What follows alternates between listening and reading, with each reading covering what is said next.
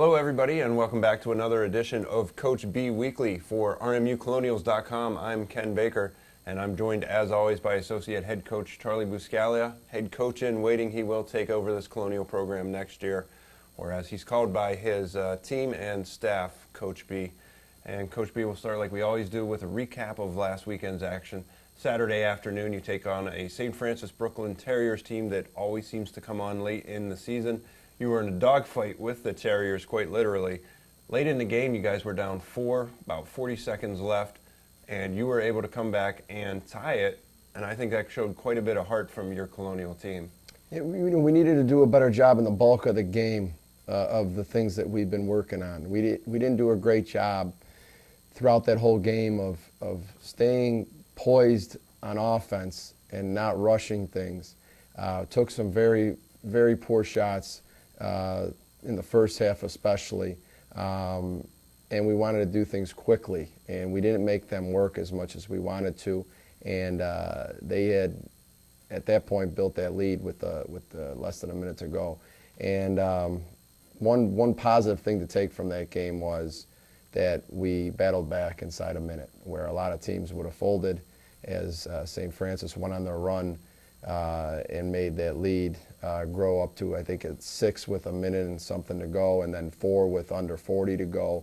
So I was proud of the team for fighting back. And when the team misses a couple free throws and leaves the door open for you, getting that ball into the paint like we did on that play and dropping it off and creating a layup to tie the game, that was a great moment. You could hit a circus shot, or someone could step up and take a very difficult shot that everyone will praise and it'll make a highlight reel.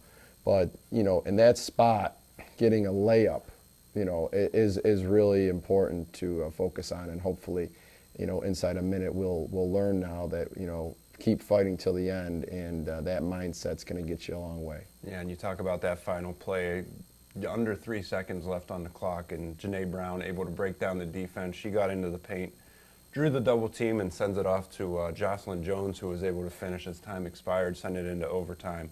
A game that you guys did end up eventually losing in overtime by 7. St. Francis just didn't miss in the overtime and didn't quite make all the plays that you needed to in the end. Yeah. We lost a lot of, our energy needed to stay up in that overtime, and we didn't get off to the first basket. We didn't get off to the great start, and we need to handle that better. As when you make a shot like that, the momentum could be great going into overtime, but you're still going to be tired, and you've got to stay up, and you got to fight through that moment. And we didn't do a good job in overtime of that. Yeah, and you sustain that energy. The next shot is always bigger than the one you just took, and didn't quite go your way on Saturday, but a beautiful bounce back game yesterday. I would say, personally, I think that was one of the best efforts I've seen, top to bottom of your roster.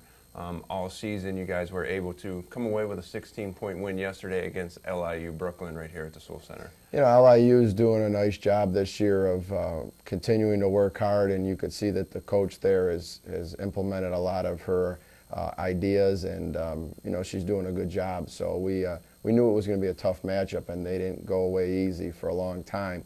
We had to work hard and out earn it, and down the stretch, it was nice to see us pull away.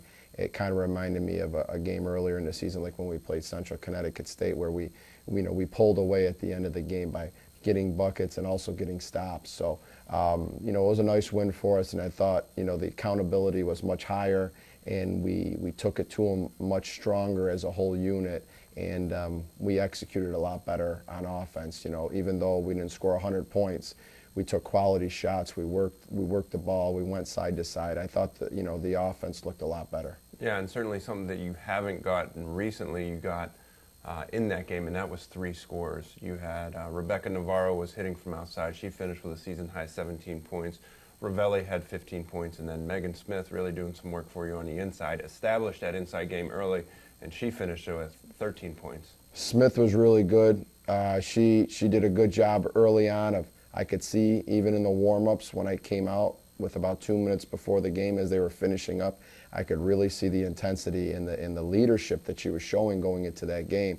She could bottle that now and turn the corner with that. I thought that was a great moment for her, and I was very confident she was going to come out and play well, and she did. So I think she didn't miss a shot. She was 5 for 5, and going inside on him like she did, she was very strong, posted up really well. She went both ways in the block. Had a great game, so I was very proud of that. And Ravelli could have, she could have really folded after her last game. She was 1 for 12. Things weren't coming easy for her. She worked hard. She worked hard against St. Francis. She had that big steal late in that game against St. Francis. That's exactly. She worked hard. She just didn't get the shot to fall. And it's taken some time for the culture of the team to understand that missing shots is one part of the game. If you miss a shot, go back down there and get a steal like she did. Go back down there and be a great leader on defense, or set somebody up with a perfect pass and make up for it in other ways. Good for her that she came back and had a nice performance shooting the ball, because the old Ravelli probably would have had a trouble, bouncing back from that. Yeah, and for me, Megan seemed to carry that confidence right from the start of the game, and it's something we haven't seen out of her. As much as I think, as good of a player as she is, I feel like she should have that confidence every game, and it was nice to see it on Monday. Something that I do want to talk about, and I know we're talking about this game quite a bit, and maybe you saw it a little bit differently than I did, but you guys really challenged Michaela Mulraine in the middle of that game to step it up defensively, and I felt like she really did in the fourth quarter step up her game defensively. Sometimes it's tough for a player that, she made all rookie team last year in the conference. She was getting a lot of attention about, how well she did as a freshman. And sometimes that's difficult for a player to go into a bigger role into their sophomore year. And, to be focused on, to perform at even a better level and to elevate their game, systematically through it, through time. And she has had her setbacks this year when it comes to doing things that you're expecting her just to pick up and to continue on with the progress. Growth sometimes, goes at a standstill for a while, and then you got to figure out why. And as a coaching staff, we're doing the best job we can right now to try to learn what's setting her back or keeping her where she's at and she's not growing. And yesterday it was a good example of, in the beginning of the game, she was having those moments again where she wasn't defending well and she wasn't getting to where she needed to be on defense, and offensively she was rushing things. And then as the game went on and we had her on the bench and we were able to communicate to her in which ways we did, she did respond down the stretch and do a much better job of defending in the post. And then she even had a beautiful up and under with her left hand in the second half offensively, and that's good to see. Response is important. Everyone has their moments. It's just how they respond that defines their character. Yeah, no. Going forward, you guys are going to be dealing with a couple of unique situations coming up here with a game at Wagner on Saturday, and then you guys are back home again here at the Soul Center to finish up your regular season on Monday. But the first thing I want to touch on is Coach Sal coming up on his last regular season game. And that will be Monday here at the Soul Center against St. Francis. Tip-off scheduled for 7 o'clock. And just any kind of thoughts that are going into this kind of week. I mean, you guys had the retirement reception for him after Saturday, and you got to see a lot of old familiar faces. And now you go into this last week of regular season play. How do you react to that?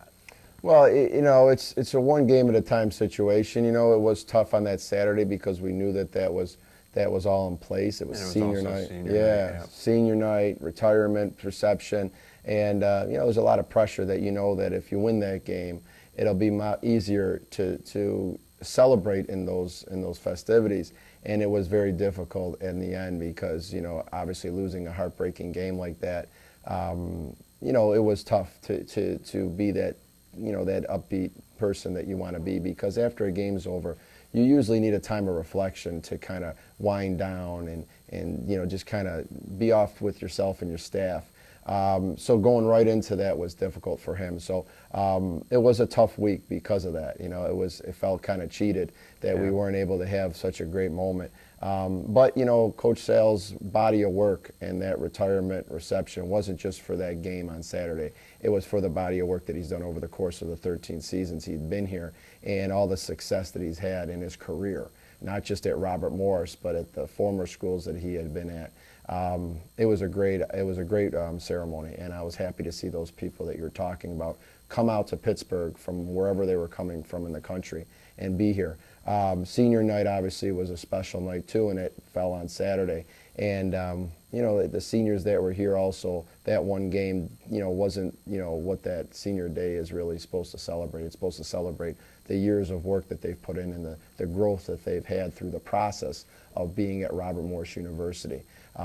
Coach Sale was able to say some really nice things up at his retirement ceremony about those players, and kind of use that forum as a way to celebrate them, which he's always looking to do, is to promote his players even when the spotlight is supposed to be on him.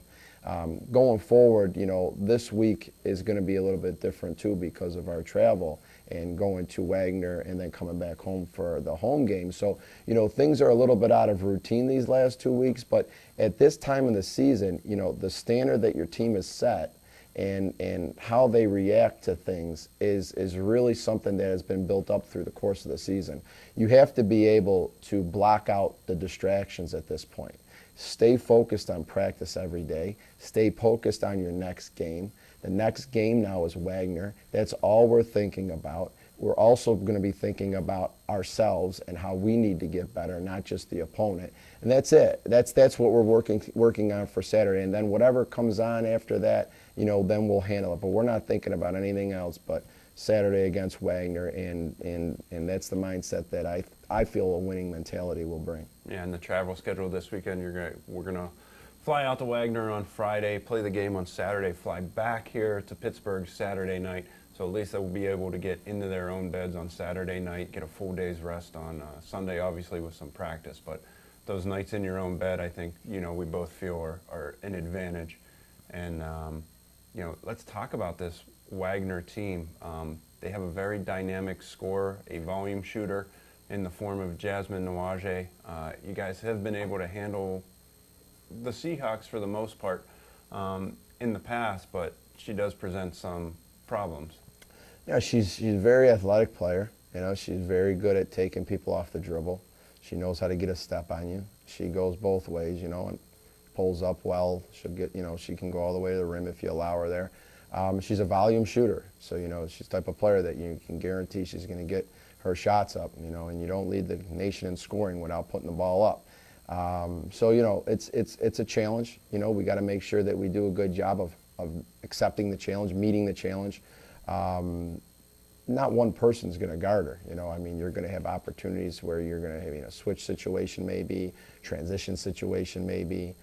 You're also going to be coming out of the game, new player coming off the bench, is going to have to be ready to come off the bench and guard her, fresh legs. She's always a main focus because she's so much of what they do. And, we'll have to go out there and, again, prove that we can win a game on the road again. We won a couple early in the conference where we got off to a nice start of 4-0, and then we had some problems on the road after that. And, that Saturday afternoon game is going to be all about, just going out there and just focusing in on what they do and how we're going to stop it and what we need to do better that we haven't been doing well ourselves. Okay. And I don't want to overlook it, but you guys do have St. Francis, PA coming in on Monday, and that's always a battle with Joe Haig and his Red Flash squad. Less than 24 hours after your last game, I'm not really going to ask you to get into, what the Red Flash are going to do. But I do want to kind of look ahead, and I know you're always telling me, always harping on us, one game at a time, your next focus is Wagner. But a win at Wagner really helps you guys in the playoff picture, solidify that 4 spot in a home game in the playoffs. Right. Yeah, Wagner last year played us at our place, and we could have won the regular season title if we would have won that last game. And they had nothing to play for but just their morale to finish the season on a win. And they came in and beat us, and I'll never forget that. And that was something that you have to live with, and you have to say to yourself that you learn the most through failure. And as a coach, I failed. As our team, we failed as a unit. And you're in that situation again. Do you remember and do you make the adjustments that you need to make going forward, or do you continue to make the same mistakes? Now, we go out there on Saturday and we lose the game, but we play our butts off and we work hard and we're accountable and we're together and we're worried about the things that we can control. Well, I'm never going to be mad at my team for that, and I've told them that countless amounts of time. We're not a just win baby type of team. We're a work hard, be together, always have each other's backs, leave it out on the floor kind of team no nonsense, structure, discipline. That's what I pride on. We go out there on Saturday, we do that, and then I'll look towards Monday and then what we have to do after that. But right now, that's our focus. Win or lose, go out there and play your butt off and learn from what happened last year, where one team didn't have much to play for, and we did. We had everything to play for, and we came up short because of our lack of focus on what we needed to do. And the Colonials are on the road. On Saturday, they will take on the Wagner Seahawks. That is a 1 p.m. game, and you can watch it on necfrontrow.com. And then Robert Morris returns right back here to the Soul Center for their regular season finale. That'll be against in-state conference rival St. Francis University. The Red Flash will take on the Colonials at 7 p.m. Again, that game on necfrontrow.com. For Coach B, I'm Ken Baker with RMUcolonials.com. Thank you for watching, and we'll catch you again next week with another edition of Coach B Weekly.